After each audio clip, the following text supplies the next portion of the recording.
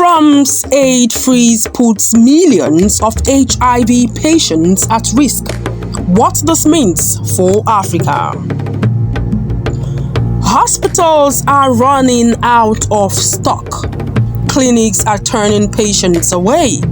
Across Africa, programs that have kept millions of people alive are suddenly uncertain about their future. The reason?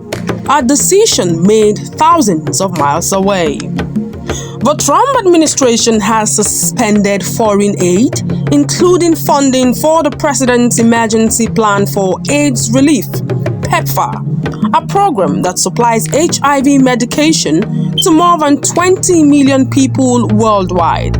The freeze, expected to last at least 3 months, has already triggered fears of widespread treatment disruptions. If the suspension turns into a permanent cut, health experts warn it could undo decades of progress in the fight against HIV and AIDS. What is the immediate impact? The most pressing issue is access to antiretroviral therapy, ART, the life-saving drugs that keep HIV from progressing into full-blown AIDS. In Nigeria, where over 1.4 million people depend on PEPFAR-funded medication, local production is nowhere near enough to meet demand. If supply chains break down, patients could be forced to stop treatment, leading to drug resistance, higher transmission rates, and a potential spike in AIDS-related deaths. But the effects go beyond HIV treatment.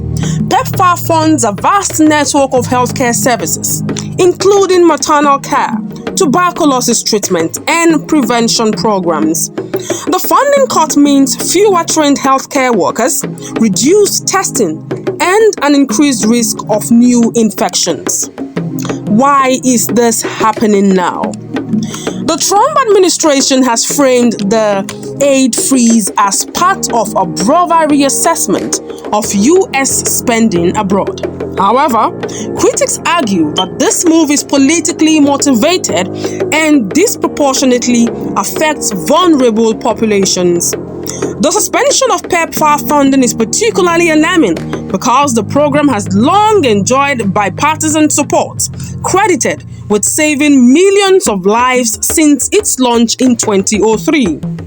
Beyond humanitarian concerns, the aid freeze also raises geopolitical questions. The U.S. has used PEPFAR as a soft power tool to maintain influence in Africa. If Washington steps back, other global powers such as China and Russia could step in to fill the void, reshaping diplomatic and economic relationships across the continent. The crisis exposes a harsh reality. Many African countries, including Nigeria, remain heavily dependent on foreign aid for critical healthcare services. While some nations have invested in local drug manufacturing, there is currently no infrastructure in place to mass-produce HIV medication at the scale needed to replace PEPFAR support. This moment could force African governments to rethink their long-term strategy. But in the short term, the immediate priority is survival, finding alternative funding sources before the situation spirals out of control.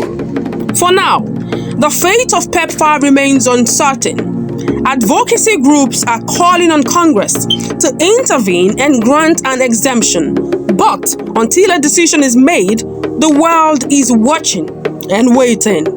What is clear is that the impact of this freeze won't stay confined to Africa.